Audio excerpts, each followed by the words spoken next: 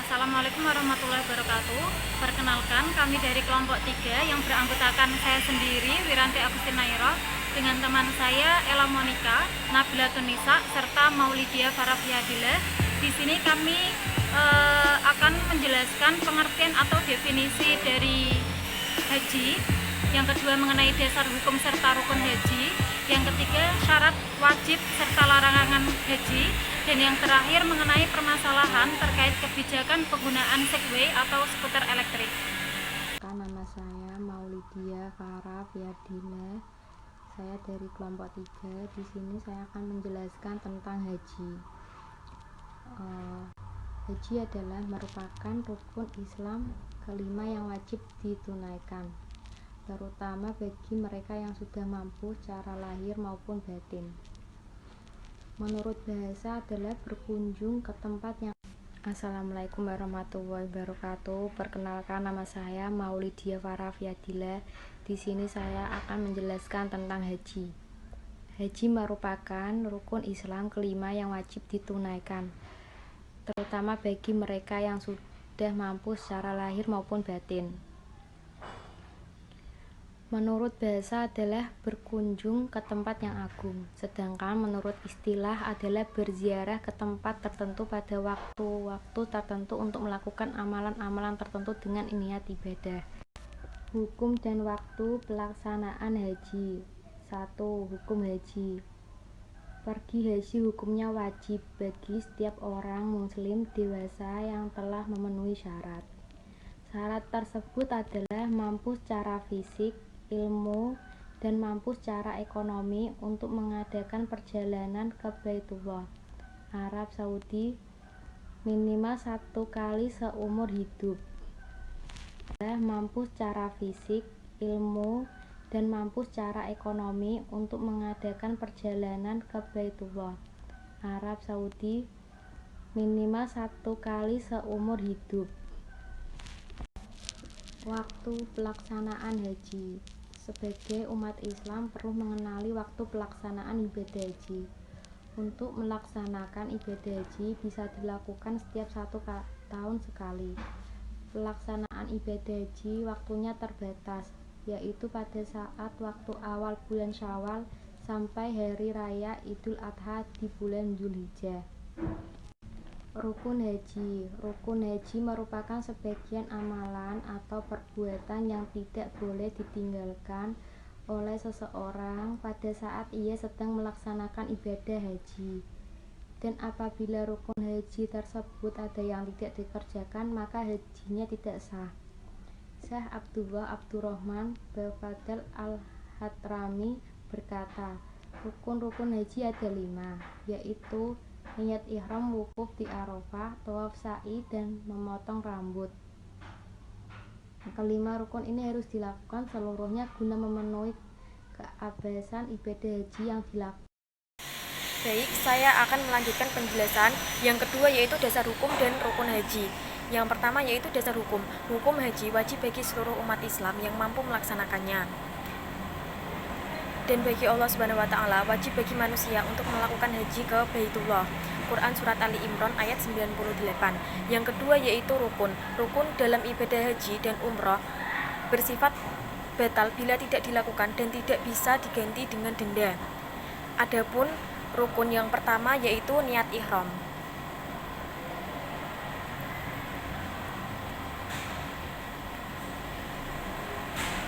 Rukun haji yang pertama yaitu niat. Ihram artinya niat mengerjakan ibadah haji atau umrah dengan mengharamkan hal-hal yang dilarang selama beribadah. Dengan mengucapkan niat ihram haji atau umrah, seseorang berarti telah memulai melaksanakan haji atau umrah.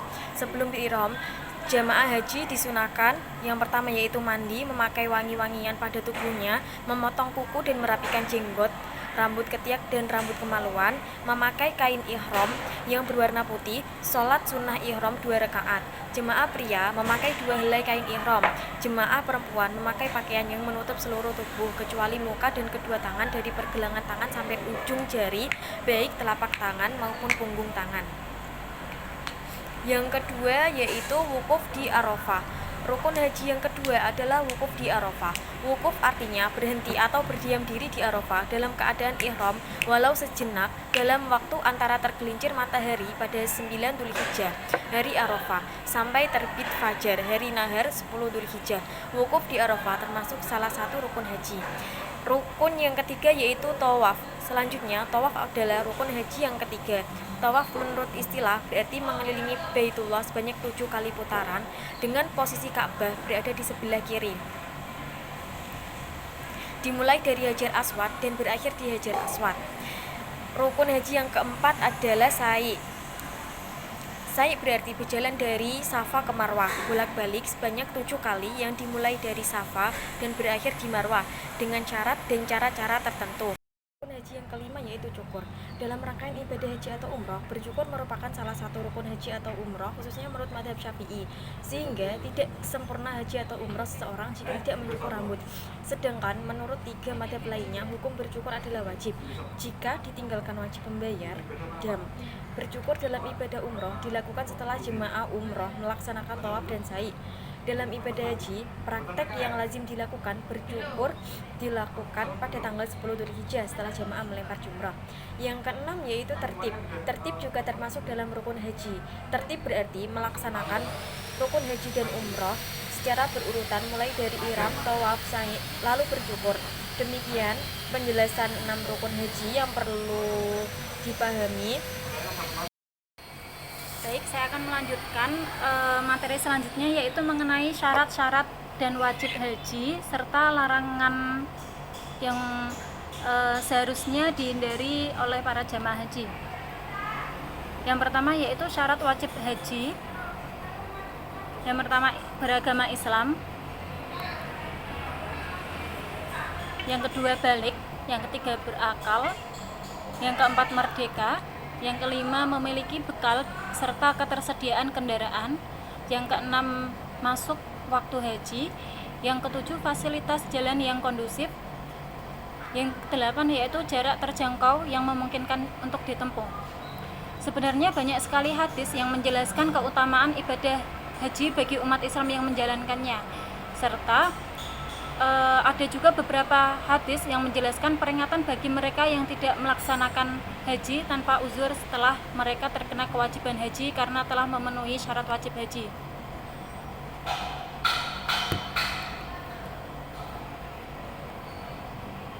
Untuk wajib haji sendiri ada 5. Yang pertama niat ihram di mikot atau batas area yang telah ditentukan sesuai asal wilayah para jemaah. Yang kedua menginap di Musdalifah. Yang ketiga menginap di Mina. Yang keempat tawaf wada atau perpisahan. Yang kelima yaitu melempar jumrah.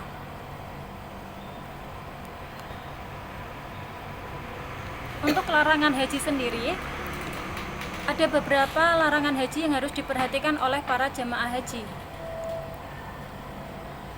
atau biasa disebut juga sebagai muharramat haji atau perbuatan-perbuatan yang dilarang saat melaksanakan ibadah haji. Muharramat haji termasuk ke dalam wajib haji yang artinya jika dilanggar harus membayar dam atau denda. Terdapat 3 kelompok larangan haji atau muharramat haji. Yang pertama, 1 kelompok larangan khusus perempuan. Yang kedua, 1 kelompok larangan khusus laki-laki. Dan yang terakhir yaitu 1 kelompok larangan khusus laki-laki dan perempuan. Di dalam sebuah riwayat dijelaskan bahwa terdapat 3 jenis larangan khusus laki-laki, yaitu memakai pakaian berjahit, memakai sepatu yang menutup mata kaki, serta menutup kepala. Larangan haji tersebut juga dikuatkan dengan salah satu hadis riwayat dari Bukhari dan Muslim yang berbunyi bahwa orang yang berihram tidak boleh memakai baju, ikat kepala, topi, celana, kain yang dicelup dengan sesuatu yang harum, dan sepatu. Melainkan jika tidak mempunyai terompah, maka ia boleh memakai sepatu. Hendaklah sepatunya itu dipotong sampai bawah mata kaki. Hadis riwayat Bukhari Muslim. Sementara itu, larangan haji bagi jamaah perempuan terdapat 2 larangan. Di antaranya adalah berkaos tangan dan menutup muka atau menggunakan cadar. Hal tersebut terdapat pada hadis Bukhari dan Ahmad yang berbunyi dari Ibnu Umar radhiyallahu anhu, Nabi Shallallahu alaihi wasallam telah bersabda, tidak boleh seorang perempuan yang ihram memakai tutup muka atau cadar, dan tidak boleh pula memakai sarung tangan. Hadis riwayat Bukhari dan Ahmad. Selanjutnya kelompok yang ketiga yaitu larangan haji yang tidak boleh dilakukan oleh perempuan dan laki-laki adalah memakai wangi-wangian, memotong kuku, mencukur rambut atau mencabut bulu badan, sengaja memburu atau mengganggu dan membunuh binatang, kawin atau mengawinkan atau meminang wanita untuk dinikahi, bersetubuh, serta dilarang memotong atau mencabut pepohonan. Dalam keadaan ihram maupun dalam keadaan halal ada hal-hal larangan haji seperti mengganggu binatang buruan yang bukan binatang ternak, memetik, memotong atau mematahkan tumbuhan yang tumbuh karena ditanam orang lain, dan memungut barang temuan kecuali bagi orang yang akan mengumumkannya supaya diketahui dan diambil kembali oleh pihak pemilik barang tersebut. Larangan haji tersebut atau muharramat haji dapat dilanggar atau menjadi halal ketika jamaah haji melakukan tahallul, yang artinya menghalalkan atau penghalalan. Dalam ibadah haji, tahallul merupakan rukun wajib atau muharramat tertentu yang jika dikerjakan pada waktunya maka sebagian muharramat akan menjadi halal. Ada 2 tahap tahallul. Yang pertama yaitu menghalalkan sebagian dari muharramat. Sedangkan tahap kedua, tahallul berarti menghalalkan sebagian muharramat lainnya. Tahallul pertama dilakukan dengan mengerjakan 2 di antara 3 pekerjaan, yaitu melontarkan jumrah Aqobah pada tanggal 10 Zulhijjah, bercukur atau menggunting rambut, sedikitnya 3 helai rambut, tawaf, kemudian diiringi dengan sa'i sesudah tawaf kudum sebelum sa'i. Jika telah dilakukan tahallul pertama, maka halal atau boleh mengerjakan sebagian larangan haji atau muharramat seperti memakai pakaian berjahit, menutup kepala, menutup muka, dan telapak tangan bagi perempuan, memotong kuku dan rambut, memakai wewangian, memakai sepatu, memakai minyak rambut, dan yang lain sebagainya. Selanjutnya saya akan menjelaskan permasalahan terkait kebijakan penggunaan Segway atau skuter elektrik.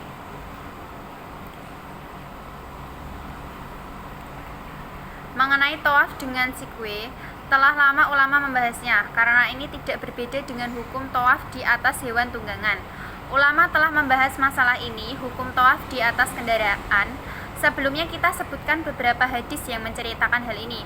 Yang pertama, hadis dari Abu Tufail Amir bin Watsilah radhiyallahu anhu. Beliau menceritakan, aku melihat Nabi Shallallahu alaihi wasallam tawaf di atas tunggangannya. Beliau menyentuh ruku Hajar Aswad dengan tongkatnya, lalu beliau mencium tongkat itu. Kedua hadis dari Jabir bin Abdillah radhiyallahu anhu. Nabi Shallallahu alaihi wasallam melakukan tawaf di Ka'bah ketika haji wada di atas tunggangannya. Beliau juga melakukan sa'i di antara Safa dan Marwah di atas tunggangannya. Agar dilihat banyak orang, beliau tampakkan dirinya agar mereka bertanya kepada beliau. Ketiga, hadis dari Ummu Salamah radhiyallahu anha bahwa beliau mengalami sakit ketika haji. Kemudian beliau bertanya kepada Rasulullah Shallallahu alaihi wasallam. Nabi Shallallahu alaihi wasallam menyuruhnya, lakukanlah tawaf di belakang jamaah sambil naik tunggangan.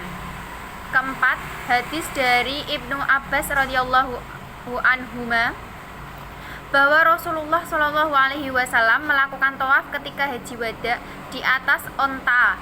Beliau menyentuh Hajar Aswad dengan tongkatnya.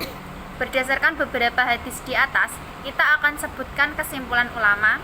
Pertama, mereka sepakat bahwa orang sakit atau memiliki uzur boleh tawaf di atas kendaraan tunggangan, kursi roda, atau alat lainnya. Tidak ada perbedaan pendapat di kalangan ulama tentang keabsahan tawaf di atas kendaraan bagi yang memiliki uzur. Mereka berdalil dengan hadis Ummu Salamah yang disarankan oleh Nabi Shallallahu Alaihi Wasallam untuk tawaf dengan naik hewan tunggangan karena sakit. Termasuk uzur adalah adanya kebutuhan dan maslahat besar dengan naik kendaraannya ketika tawaf, sebagaimana yang dilakukan Nabi Shallallahu Alaihi Wasallam seperti yang diceritakan sahabat Jabir. Nabi Shallallahu Alaihi Wasallam tawaf dan sa'i di atas kendaraan agar beliau bisa dilihat banyak orang sehingga mereka mengetahui Nabi Shallallahu Alaihi Wasallam dan bertanya kepada beliau tentang masalah agama. Kedua, ulama berbeda pendapat mengenai hukum tawaf di atas kendaraan bagi yang tidak memiliki uzur. Pendapat pertama, tawaf wajib dilakukan dengan jalan kaki bagi yang mampu dan tidak ada uzur. Ini pendapat Hanafiyah, Malikiyah, dan Imam Ahmad dalam salah satu riwayat. Hanafiyah, Malikiyah, dan salah satu riwayat dari Imam Ahmad menyatakan pendapat bahwa berjalan merupakan bagian kewajiban dalam tawaf. Jika ada orang yang tawaf di atas kendaraan tanpa uzur dan dia mampu berjalan, maka wajib bayar dam atau denda. Di antara dalil yang mendukung pendapat ini, alasan pertama, Nabi Shallallahu Alaihi Wasallam menyamakan tawaf dengan sholat. Sebagaimana orang sholat fardu harus dilakukan sambil berdiri, tawaf juga harus dilakukan dengan jalan kaki. Nabi Shallallahu Alaihi Wasallam bersabda, tawaf di Ka'bah itu seperti sholat. Alasan kedua, bahwa tawaf adalah ibadah yang terkait dengan Ka'bah, sehingga tidak boleh dilakukan di atas kendaraan tanpa uzur seperti sholat. Ketika dilakukan di atas kendaraan, ada yang berkurang dalam tawafnya, sehingga harus ditutupi dengan bayar dam. Hanya saja menurut Hanafiyah ada sedikit beda. Tawaf di atas kendaraan tanpa uzur wajib diulang jika masih di Mekah dan wajib bayar dam jika sudah pulang. Pendapat kedua, tawaf di atas kendaraan tanpa uzur hukumnya sah dan tidak wajib bayar dam. Ini merupakan pendapat Syafi'iyah dan Imam salah satu riwayat. Hanya saja Imam Asy-Syafi'i memakruhkan jika hewan tunggangannya yang dibawa bisa mengotori Masjidil Haram. Dalam Hasyiah Al-Qalyubi dinyatakan, orang yang tawaf dengan berkendara tanpa uzur hukumnya boleh dan tidak makruh. Imam Asy-Syafi'i mengatakan, membawa hewan tunggangan yang bisa mengotori masjid makruh. Alasan pendapat ini, alasan pertama, hadis Ibnu Abbas radhiyallahu anhuma, beliau menceritakan bahwa Nabi Shallallahu Alaihi Wasallam melakukan tawaf di atas onta. Beliau dan hadis Jabir di mana Nabi Shallallahu Alaihi Wasallam menampakkan dirinya di hadapan banyak sahabat bahwa beliau tawaf dan sa'i di atas tunggangan beliau. Alasan kedua, bahwa Allah perintahkan manusia untuk melakukan tawaf tanpa menjelaskan tata caranya. Ulama Syafi'iyah menjelaskan bahwa perintah mutlak atau tanpa batasan artinya dilakukan dengan cara bagaimanapun statusnya sah, karena inti dari tawaf adalah mengelilingi Ka'bah sebanyak 7 kali dengan niat ibadah. Sementara kita tidak boleh memberikan batasan mengenai tata cara tawaf tanpa dalil.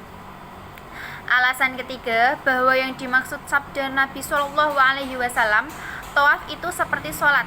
Maksudnya adalah tawaf harus dilakukan dalam kondisi suci dari hadas besar dan kecil, seperti orang yang sholat, sehingga tidak ada hubungannya dengan berjalan dan berkendara.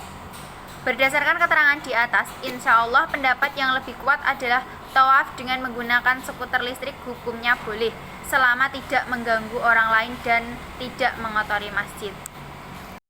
Sekian pemaparan materi dari kelompok kami. Jika ada kesalahan, kami mohon maaf. Wabillahi taufiq wal hidayah. Wassalamualaikum warahmatullahi wabarakatuh. Waalaikumsalam.